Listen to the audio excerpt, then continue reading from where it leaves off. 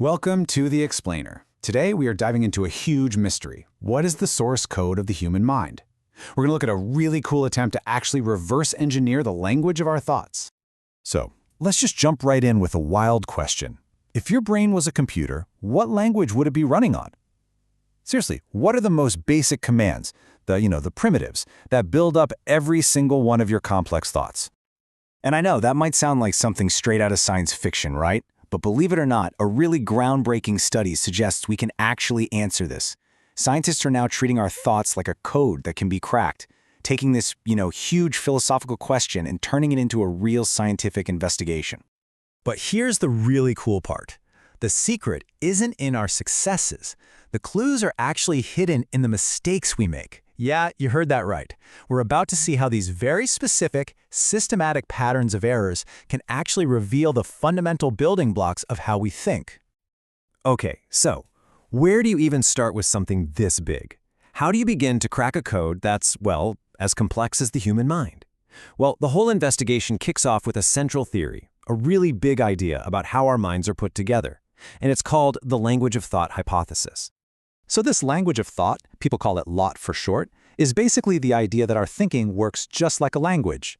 It suggests we have these basic, primitive concepts. Think of them like mental words. And these words combine according to a set of rules, kind of like a mental grammar, to build up every single complex idea we could possibly have. Okay, but that brings us to the real million-dollar question, doesn't it?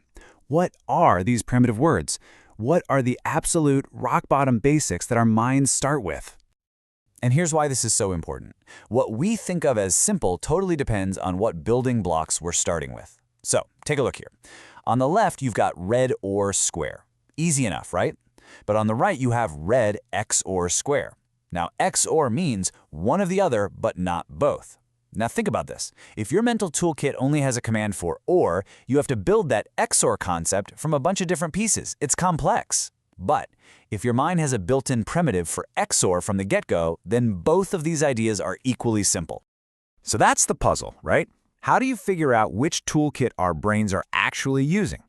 To get to the bottom of this, researchers came up with a really clever experiment. The whole point was to see what kinds of concepts we humans find easy to learn and which ones we find hard. Because that difference, that's what could reveal the true structure of our minds. They called it the Wudzee experiment. Here's how it worked. People had to learn the meaning of this made-up, alien word, Wudzee. A Wudzee could be something like all the blue circles. And they had to learn this completely from scratch, just through trial and error. They'd guess which objects were Wudzee, get feedback, and try again. And the researchers didn't hold back. They tested over 100 different concepts, everything from super simple stuff like blue objects, all the way to really complex ideas like the unique largest object. So this whole experiment basically created the perfect crime scene to collect clues. With all the data they got from the Wudzee task, the scientists could finally put these competing theories about our language of thought to the test. It was time to line up the suspects, you could say, and see which one's story actually checked out. All right, here's our lineup of suspects, and they're framed as different kinds of mental toolkits. First up, you've got the minimalist. This theory says our mind builds everything from just one single primitive called NAND, which is not and. Think of it like a Swiss Army knife with only one super versatile tool. Then there's the standard toolkit. This one's got the basics you'd expect, and, or, and not. And finally, we have the rich toolkit. This is like a professional mechanic set. It's got all the basics, plus a bunch of specialized tools like if-then rules. So the big question is, which one of these is actually in our heads? Okay, so to figure out which model was the right one, the researchers started digging into the evidence. But here's that brilliant twist again. The most important clues weren't the right answers, not at all. The real key, the thing that would crack this case, was hidden in the very specific patterns of mistakes people were making as they tried to learn. See, the huge insight here was that these errors were anything but random. When people were given a hard concept, they made these incredibly systematic mistakes. I mean, different people would often make the exact same wrong guesses on the same problems. These consistent error patterns, they were like perfect fingerprints left at the crime scene, pointing directly to the machinery running underneath it all. And this quote from the researchers themselves just nails it. They're saying it didn't really matter if people got the final answer right. What they really cared about was modeling those generalization responses. That means every single guess, every assumption, every wrong turn people made. The journey itself, that was the data. And that brings us to the verdict, the moment of truth. With all the evidence collected, all those incriminating error fingerprints, it was finally time to see which of our suspects was the real deal. Which model could actually predict how we humans think, warts and all.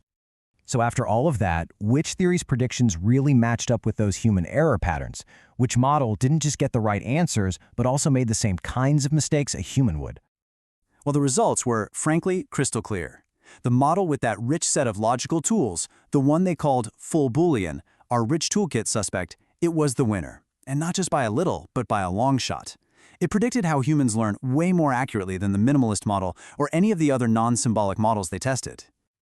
So, just how good was this rich toolkit model?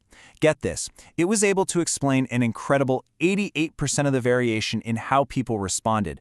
I mean, just stop and think about that for a second. It could predict people's specific patterns of both right and wrong answers with unbelievable precision. This wasn't just a pretty good fit, it was like having a stunningly accurate map of human thought in action. So, what's the big takeaway from all this? It seems like our minds aren't built to be the most efficient, minimalist machines. They're built for rich flexibility. It looks like we have a powerful, complex language of thought baked in right from the start. And, this raises a really fascinating question as we look to the future of AI. When we build artificial intelligence, should we be aiming for the leanest, most efficient code possible? Or should we be trying to build machines with the same rich, flexible, and maybe even a little messy toolkit that actually makes us human?